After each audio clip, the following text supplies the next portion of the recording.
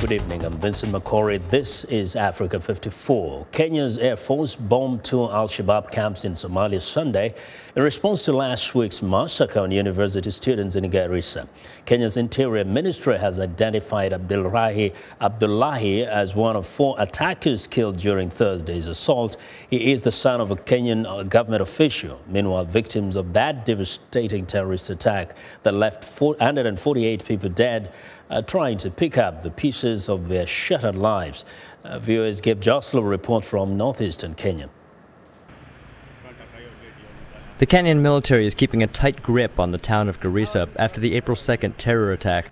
Garissa County is under a nighttime curfew, along with three other counties frequently threatened by al-Shabab. Garissa has seen sporadic bomb and grenade attacks in recent years blamed on the Somali militants, but nothing of this magnitude. At Garissa Hospital, student survivors recount gruesome stories of a day of horror. One student, Quintin Anyango, says she was just getting up for an early study session when the attack began. When I moved out, I saw other three strange people with a gun.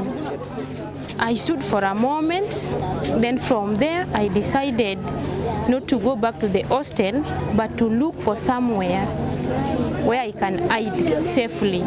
She hid the entire day, listening to the gunshots as her classmates were executed in a nearby lecture hall. She will go back to school someday, she says, just not here. If it is Garissa, I don't see me coming back. Kamani, if it is anywhere apart from Garissa, I will continue with my education. Yeah. Al-Shabab said the attack was retaliation for Kenya's mistreatment of Muslims as well as its role in Somalia. But Muslim residents have been quick to condemn the terrorist group. Some local leaders have even called for Somali refugees living nearby to be sent back. Kenyan President Uhuru Kenyatta, in an address to the nation Saturday, said terrorists are plotting their attacks from within Kenya and promised a swift crackdown on those responsible. We will not allow them to continue their lives as normal. The full force of the law will be brought to bear with even greater intensity than has been the case in previous years. Meantime, victims of the attack are still looking for answers. At an accounting center in Garissa, workers keep track of which students out of more than 800 at Garissa University have been identified, dead or alive. David Muchiri, an instructor at a nearby college, has been pouring through the lists and fielding calls from the worried parents of students still missing. Well, it's traumatizing, I must say it is. It is really hitting us, even as people, as the neighbors of the university. We are really feeling touched because we don't know what could happen to us. Maybe we are next, we don't know. The trauma of the attack will resonate in Garissa and towns across Kenya for some time, and any future retaliation by the government may only add to the tension. Communities here can only try their best to hold themselves together despite the forces trying to tear them apart. Gabe Joselow, VOA News, Garissa, Kenya.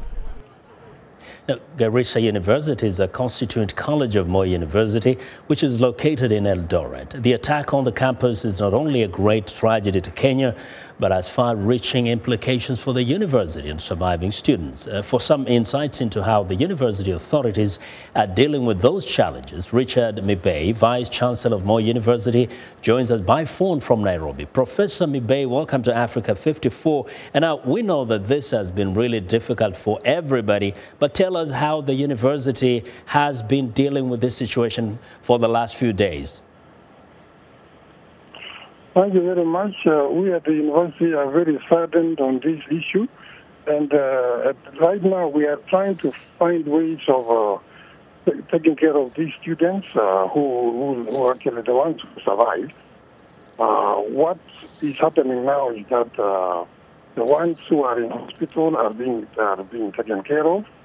And the ones who have died, the preparations are being made so that they can be taken to their respective homes for burial. So there will be some kind of a mass service this week itself, maybe towards the end, where all bodies that have been identified will be brought, and then there will be a mass service, and then we will be dispatched. Now, Professor Mibey, we know that a number of students have said they will never, ever go back to Garissa University. What are you going to do with those students? Actually, we have already started preparations for what to do with those students. Beginning Tuesday, Wednesday, and Thursday this week, the Senate of Moi University is going to be arranging on how to distribute these students. What is happening is that we have some other campuses in Kenya that can take care of these students. A lot of them will be at the main campus in Eldoret, and then some of them will be in nearby campuses which belong to Moi University. So as far as these students are concerned, none of them will lack a place. We shall make sure that all of them are comfortable. What is the future of Garissa campus?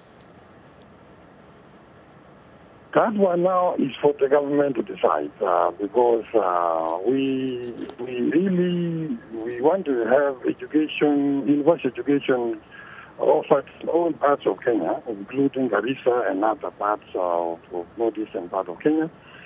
But as for now, I think we want the healing process to take course. Thereafter, then we see what else we can do, because right now we are concentrating on what we need to do for now. But we are not saying that we are not going to go back to that place or bring education to that place, because the wish of the government or plan of the government is to have a university in each county, and Garissa and many other counties in northern part of Kenya, the ones that don't have universities at the moment.